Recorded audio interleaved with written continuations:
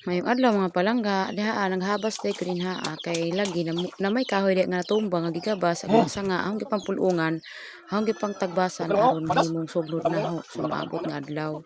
Bahala pagbuhi basta kay ahong pang putlon aron ibuhat sa init kay kadugayan maugaman na basta init.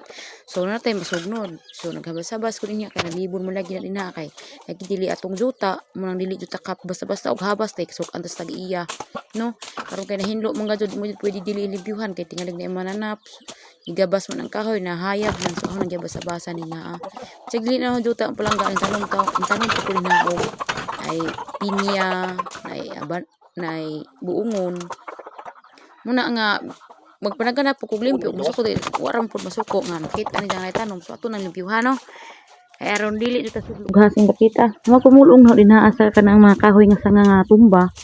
Nga kahoy ahong gid pumulong gid habasan kay aron malimpyo aghong gid tinanong mga pinja.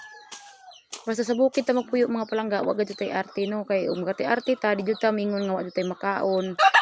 Natay makaon pero kargado pinalit pero kung gusto kag maka-free ka og palitonon nga pagkaon diha mananom ka mga utan-utan mga sugno din ha magmasinop ka dapat magandam ka og kahoy para dili ka makapalit-palit basta bukid bisan unsa may mong liyok-liyokon nga maka-free gani kag gastuon sa kwarta mga palangga.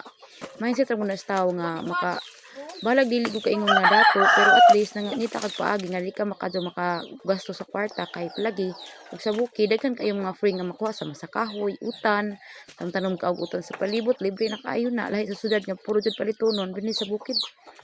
Wa dili ka jud palitonon depende ra jud na sa imong lihok ug magkugi ka na gisandig jud dinha ang mga palangga aron mauga na ijang mas uga na siya kadugajan kay init baya ang panahon kay wa na po tamhong din na sa hindi buwa din na magpaabot o ganun sana siya mauga ni kauga na niya palangga pwede na siya bughaon isugnod so di na ta mag isud og sugnod. Thank you for watching.